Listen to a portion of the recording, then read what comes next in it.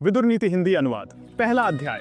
वैशंपायन जी कहते हैं, संजय के चले जाने पर महाबुद्धिमान राजा धृतराष्ट्र ने द्वारपाल से कहा, मैं विदुर से मिलना चाहता हूँ, उन्हें यहाँ शीघ्र बुला लाओ। धृतराष्ट्र का भेजा हुआ वह दूत जाकर विदुर से बोला, महामते, हमारे स्वामी महाराज धृतराष्ट्र आपसे मिलना चाहते हैं। उसके ऐसा कहने पर विदुर जी राजमहल के पास जाकर बोले, द्वारपाल, धृतराष्ट्र को मेरे आने की सूचना दे दो। द्वारपाल ने जाकर कहा, महाराज आपकी आज्ञा से विदुर जी यहाँ आ पहुंचे हैं, वे आपके चरणों का दर्शन करना चाहते हैं, मुझे आज्ञा दीजिए, उन्हें क्या कार्य बताया जाए। द्वारपाल विदुर के पास आकर बोला, विदुर जी, आप बुद्धिमान महाराज धृतराष्ट्र के अंतःपुर में प्रवेश कीजिए। महाराज ने मुझसे कहा है कि मुझे विदुर से मिलने में कभी अड़चन नहीं है। वैशंपायन जी कहते हैं, तदनंतर विदुर धृतराष्ट्र के महल के भीतर जाकर चिंता में पड़े हुए राजा से हाथ जोड़कर बोले, महाप्राज्य, मैं विदुर हूँ, आपकी आज्ञा से यहाँ आया हूँ। यदि मेरे करने योग्य कुछ काम हो तो मैं उपस्थित हूँ, मुझे आज्ञा कीजिए। धृतराष्ट्र ने कहा, विदुर, बुद्धिमान संजय आया था, मुझे बुरा भला कहकर चला गया है। कल सभा में वह अजात शत्रु युधिष्ठिर के वचन सुनाएगा। आज मैं उस कुरुवीर युधिष्ठिर की बात न जान सका, यही मेरे अंगों को जला रहा है और इसी ने मुझे अब तक जगा रखा है। तात, मैं चिंता से जलता हुआ अभी तक जग रहा हूँ। मेरे लिए जो कल्याण की बात समझो वह कहो, क्योंकि हम लोगों में तुम ही धर्म और अर्थ के ज्ञान में निपुण हो। संजय जब से पांडवों के यहाँ से लौट कर आया है, तब बस से मेरे मन को पूर्ण शांति नहीं मिलती। सभी इंद्रियां विकल हो रही हैं। कल वह क्या कहेगा, इसी बात की मुझे इस समय बड़ी भारी चिंता हो रही है।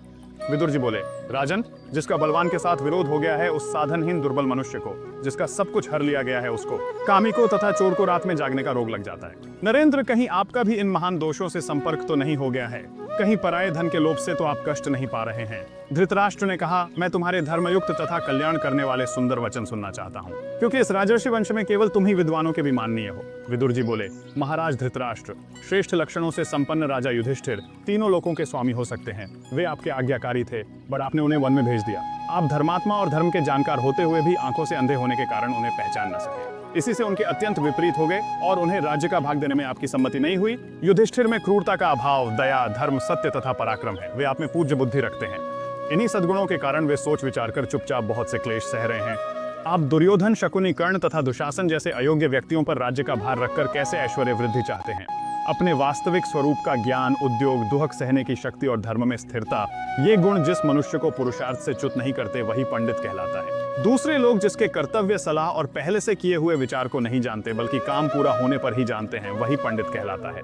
सदर्दी गर्मी, भय, अनुराग, संपत्ति अथवा दरिद्रता, ये जिसके कार्य में विघ्न नहीं डालते, वही पंडित कहलाता है। जिसकी लौकिक बुद्धि धर्म और अर्थ का ही अनुसरण करती है और जो भोग को छोड़कर पुरुषार्थ का ही वर्ण करता है, वही पंडित कहलाता है। विवेकपूर्ण बुद्धि वाले पुरुष शक्ति के अनुसार काम करने की इच्छा रखते हैं और करते भी हैं तथा किसी वस्तु को तुच्छ समझकर उसकी अवहेलना नहीं करते। विद्वान पुरुष किसी विषय को देर तक सुनता है, किंतु शीघ्र ही समझ लेता है। समझकर कर्तव्य बुद्धि से पुरुषार्थ में प्रवृत्त होता है, कामना से नहीं। बिना पूछे दूसरे के विषय में व्यर्थ कोई बात नहीं कहता है। उसका यह स्वभाव पंडित की मुख्य पहचान है। पंडितों की सी बुद्धि रखने वाले मनुष्य दुर्लभ वस्तु की कामना नहीं करते, खोई हुई वस्तु के विषय में शोक करना नहीं चाहते और विपत्ति में पड़कर घबराते नहीं हैं। जो पहले निश्चय करके फिर कार्य का आरंभ करता है, कार्य के बीच में नहीं रुकता, समय को व्यर्थ नहीं जाने देता और चित्त को वश में रखता है, वही पंडित कहलाता है। भरत कुल भूषण, पंडितजन श्रेष्ठ कर्मों में रुचि रखते हैं, उन्नति के कार्य करते हैं तथा भलाई करने वालों में दोष नहीं निकालते हैं। जो अपना आदर होने पर हर्ष के मारे फूल नहीं उठता, अनादर से संतप्त नहीं होता तथा गंगा जी के कुंड के समान जिसके चित्त को क्षोभ नहीं होता, वह पंडित कहलाता है।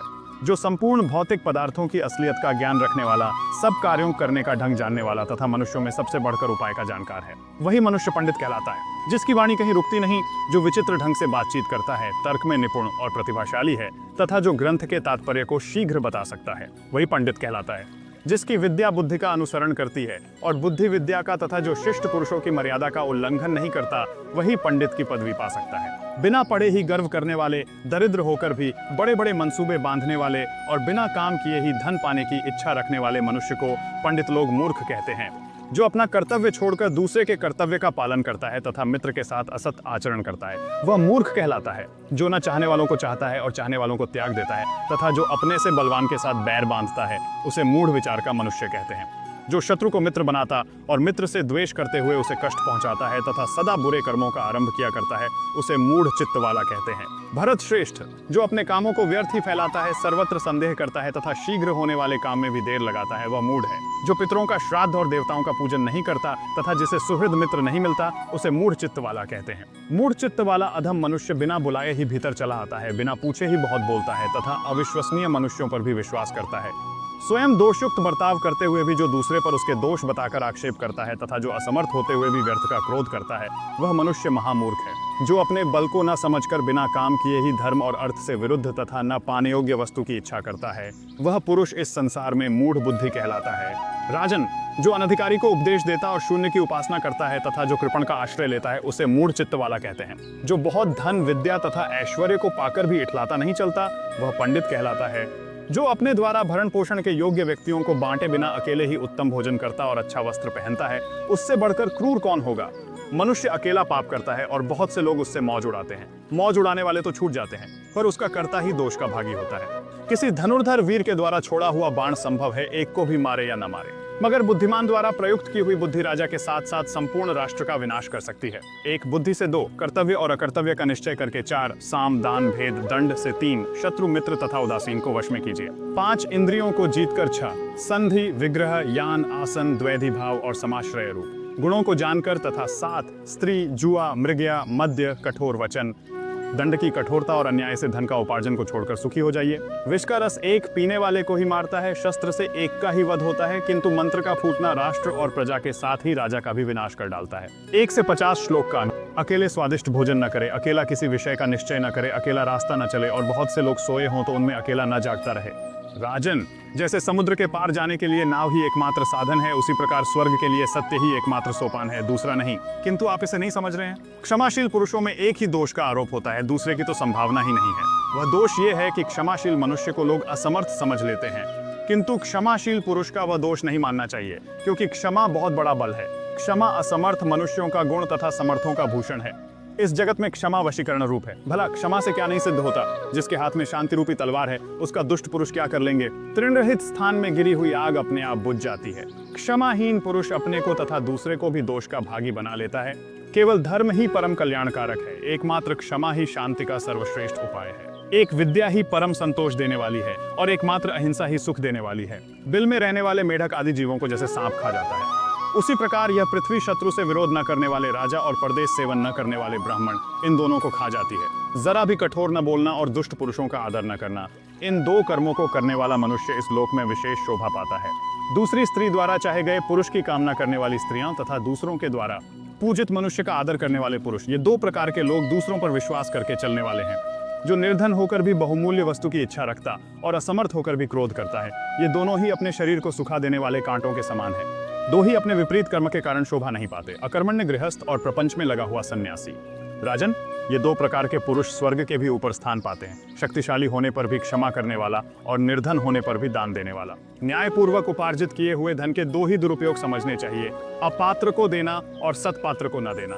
जो धनी होने पर भी दान न दे और दरिद्र होने पर भी कष्ट सहन न कर सके, इन 2 प्रकार के मनुष्यों को गले में मजबूत पत्थर बांधकर पानी में डुबा देना चाहिए। पुरुष श्रेष्ठ, ये 2 प्रकार के पुरुष सूर्यमंडल को भेद कर ऊर्ध्वगति को प्राप्त होते हैं। योग युक्त सन्यासी और संग्राम में लोहा लेते हुए मारा गया योद्धा।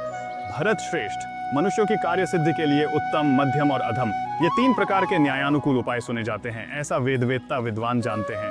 राजन, उत्तम, मध्यम और अधम, ये 3 प्रकार के पुरुष होते हैं। इनको यथा योग्य 3 ही प्रकार के कर्मों में लगाना चाहिए।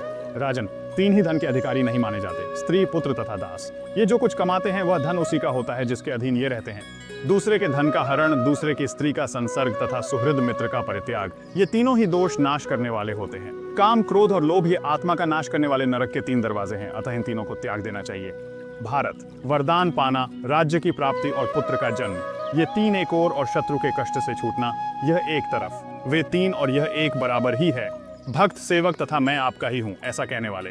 इन 3 प्रकार के शरणागत मनुष्यों को संकट पड़ने पर भी नहीं छोड़ना चाहिए। थोड़ी बुद्धि वाले दीर्घसूत्री, जल्दबाज और स्तुति करने वाले लोगों के साथ गुप्त सलाह नहीं करनी चाहिए। ये चारों महाबली राजा के लिए त्यागने योग्य बताए गए हैं। विद्वान पुरुष ऐसे लोगों को पहचान ले। तात, गृहस्थ धर्म में स्थित लक्ष्मीवान, आपके घर में 4 प्रकार के मनुष्यों को सदा रहना चाहिए। अपने कुटुंब का बूढ़ा, संकट में पड़ा हुआ उच्च कुल का मनुष्य, धनहीन मित्र और बिना संतान की बहन। महाराज, इंद्र के पूछने पर उनसे बृहस्पति जी ने जिन चारों को तत्काल फल देने वाला बताया था, उन्हें आप मुझसे सुनिए। देवताओं का संकल्प, बुद्धिमानों का प्रभाव, विद्वानों की नम्रता और पापियों का विनाश। 4 कर्म भय को दूर करने वाले हैं, किंतु वे ही यदि ठीक तरह से संपादित ना हो तो भय प्रदान करते हैं। वे कर्म हैं आदर के साथ अग्निहोत्र, आदर पूर्वक मौन का पालन, आदर पूर्वक स्वाध्याय और आदर के साथ यज्ञ का अनुष्ठान। भरत श्रेष्ठ, पिता, माता, अग्नि, आत्मा और गुरु, मनुष्य को इन 5 अग्नियों की बड़े यत्न से सेवा करनी चाहिए। देवता, पितर, मनुष्य, सन्यासी और अतिथि, इन 5 की पूजा करने वाला मनुष्य शुद्ध यश प्राप्त करता है। राजन, आप जहां जहां जाएंगे वहां वहां मित्र, शत्रु, उदासीन, आश्रय देने वाले तथा आश्रय पाने वाले, ये 5 आपके पीछे लगे रहेंगे। 5 ज्ञानेंद्रियों वाले पुरुष की यदि एक भी इंद्रिय छिद्र दोष युक्त हो जाए तो उससे उसकी बुद्धि इस प्रकार बाहर निकल जाती है जैसे मशक के छेद से पानी। ऐश्वर्य या उन्नति चाहने वाले पुरुषों को नींद, तंद्रा, ऊंघना, डर, क्रोध, आलस्य तथा दीर्घ सूत्रता, जल्दी हो जाने वाले काम में अधिक देर लगाने की आदत, इन 6 दुर्गुणों को त्याग देना चाहिए। उपदेश न देने वाले आचार्य, मंत्रोच्चारण न करने वाले होता, रक्षा करने में असमर्थ राजा, कटु वचन बोलने वाली स्त्री, ग्राम में रहने की इच्छा वाले ग्वाले तथा वन में रहने की इच्छा वाले नाई, इन 6 को उसी भांति छोड़ दे जैसे समुद्र की सैर करने वाला मनुष्य फटी हुई नाव का परित्याग कर देता है। मनुष्य को कभी भी सत्य, दान, कर्मण्यता, अनसूया गुणों में दोष दिखाने की प्रवृत्ति का अभाव, क्षमा तथा धैर्य, इन 6 गुणों का त्याग नहीं करना चाहिए। राजन, धन की आय, नित्य निरोग रहना, स्त्री का अनुकूल तथा प्रियवादिनी होना, पुत्र का आज्ञा के अंदर रहना तथा धन पैदा करने वाली विद्या का ज्ञान, ये 6 बातें इंस मनुष्य लोक में सुखदायिनी होती हैं। मन में नित्य रहने वाले 6 शत्रु, काम, क्रोध, लोभ, मोह, मद तथा मात्सर्य को जो वश में कर लेता है, वह जितेंद्रिय पुरुष पापों से ही लिप्त नहीं होता। फिर उनसे उत्पन्न होने वाले अनर्थों की तो बात ही क्या है। निम्नांकित 6 प्रकार के मनुष्य 6 प्रकार के लोगों से अपनी जीविका चलाते हैं, 7वें की उपलब्धि नहीं होती। चोर असावधान पुरुष से, वैद्य रोगी से, मतवाली स्त्रियां कामियों से, पुरोहित यजमानों से, राजा झगड़ने वालों से तथा विद्वान पुरुष मूर्खों से अपनी जीविका चलाते हैं। क्षण भर भी देख रेख न करने से गौ सेवा, खेती, स्त्री विद्या तथा शूद्रों से मेल, ये 6 चीजें नष्ट हो जाती हैं। ये 6 सदा अपने पूर्व उपकारी का अनादर करते हैं। शिक्षा समाप्त हो जाने पर शिष्य आचार्य का, विवाहित बेटे माता का, काम वासना की शांति हो जाने पर मनुष्य स्त्री का, कृतकार्य पुरुष सहायक का, नदी की दुर्गम धारा पार कर लेने वाले पुरुष नाव का तथा रोगी पुरुष रोग छूटने के बाद वैद्य का तिरस्कार कर देते हैं। राजन, निरोग रहना, ऋणी न होना, परदेश में न रहना, अच्छे लोगों के साथ मेल होना, अपनी वृत्ति से जीविका चलाना और निडर होकर रहना, ये 6 मनुष्य लोक के सुख हैं। ईर्ष्या करने वाला, घृणा करने वाला, असंतोषी, क्रोधी, सदा शंकित रहने वाला और दूसरे के भाग्य पर जीवन निर्वाह करने वाला, ये 6 सदा दुखी रहते हैं। स्त्री विषयक आसक्ति, जुआ, शिकार, मद्यपान, वचन की कठोरता, अत्यंत कठोर दंड देना और धन का दुरुपयोग करना, ये 7 दुखदायी दोष राजा को सदा त्याग देने चाहिए। इनसे दृढ़मूल राजा भी प्रायः नष्ट हो जाते हैं। विनाश के मुख में पड़ने वाले मनुष्य के 8 पूर्व चिन्ह हैं। प्रथम तो वह ब्राह्मणों से द्वेष करता है, फिर उनके विरोध का पात्र बनता है। ब्राह्मणों का धन हड़प लेता है, उनको मारना चाहता है, ब्राह्मणों की निंदा में आनंद मानता है, उनकी प्रशंसा सुनना नहीं चाहता, यज्ञ यागादि में उनका स्मरण नहीं करता तथा कुछ मांगने पर उनमें दोष निकालने लगता है। इन सब दोषों को बुद्धिमान मनुष्य समझे और समझकर त्याग दे। भारत, मित्रों से समागम, अधिक धन की प्राप्ति, पुत्र का आलिंगन, मैथुन में प्रवृत्ति, समय पर प्रिय वचन बोलना, अपने वर्ग के लोगों में उन्नति, अभीष्ट वस्तु की प्राप्ति और जन समाज में सम्मान, ये 8 हर्ष के सार दिखाई देते हैं और ये ही अपने लौकिक सुख के भी साधन होते हैं।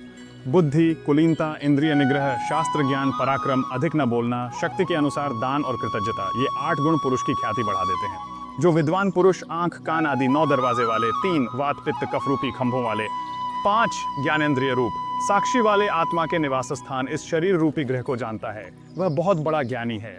महाराज धृतराष्ट्र, 10 प्रकार के लोग धर्म को नहीं जानते, उनके नाम सुनो। नशे में मतवाला, असावधान, पागल, थका हुआ, क्रोधी, भूखा, जल्दबाज, लोभी, भयभीत और कामी, ये 10 है। इसी विषय में असुरों के राजा प्रहलाद ने सुधन्वा के साथ अपने पुत्र के प्रति कुछ उपदेश दिया था।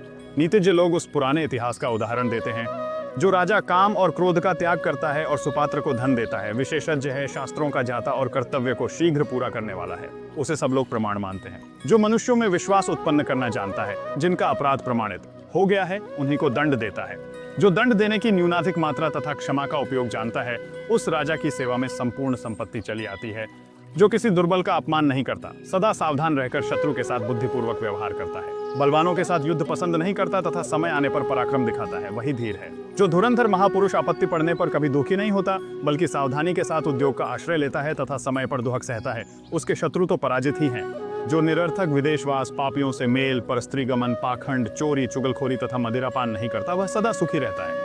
जो क्रोध या उतावली के साथ धर्म, अर्थ तथा काम का आरंभ नहीं करता, पूछने पर यथार्थ बात ही बतलाता है, मित्र के लिए झगड़ा नहीं पसंद करता, आदर न पाने पर क्रुद्ध नहीं होता, विवेक नहीं खो बैठता, दूसरों के दोष नहीं देखता, सब पर दया करता है, दुर्बल होते हुए किसी की जमानत नहीं देता, बढ़कर नहीं बोलता तथा विवाद को सह लेता है, ऐसा मनुष्य सब जगह प्रशंसा पाता है। जो कभी उद्दंड का सा वेश नहीं बनाता, दूसरों के सामने अपने पराक्रम की भी डींग नहीं हाँकता, क्रोध से व्याकुल होने पर भी कटुवचन नहीं बोलता, उस मनुष्य को लोग सदा ही प्यारा बना लेते हैं, जो शांत हुई वैर की आग को फिर प्रज्वलित नहीं करता, गर्व नहीं करता, हीनता नहीं दिखाता तथा मैं विपत्ति में पड़ा हूं ऐसा सोचकर अनुचित काम नहीं करता। उस उत्तम आचरण वाले पुरुष को आर्यजन सर्वश्रेष्ठ कहते हैं, जो अपने सुख में प्रसन्न नहीं होता, दूसरे के दुख के समय हर्ष नहीं मानता और दान देकर पश्चाताप नहीं करता। वह सज्जनों में सदाचारी कहलाता है। जो मनुष्य देश के व्यवहार, लोकाचार तथा जातियों के धर्मों को जानने की इच्छा करता है, उसे उत्तम अधम का विवेक हो जाता है। वह जहां कहीं भी जाता है सदा महान जनसमूह पर अपनी प्रभुता स्थापित कर लेता है। जो बुद्धिमान दंभ, मोह, मात्सर्य, पापकर्म, राजद्रोह, चुगलखोरी, समूह से वैर और मतवाले, पागल तथा दुर्जनों से विवाद छोड़ देता है, वह श्रेष्ठ है। जो दान, होम, देवपूजन, मांगलिक कर्म, प्रायश्चित तथा अनेक प्रकार के लौकिक आचार, इन नित्य किए जाने योग्य कर्मों को करता है, देवता लोग उसके अभ्युदय की सिद्धि करते हैं। जो अपने बराबर वालों के साथ विवाह, मित्रता, व्यवहार तथा बातचीत करता है, हीन पुरुषों के साथ नहीं, और गुणों में बढ़े चढ़े पुरुषों को सदा आगे रखता है, उस विद्वान की नीति श्रेष्ठ है।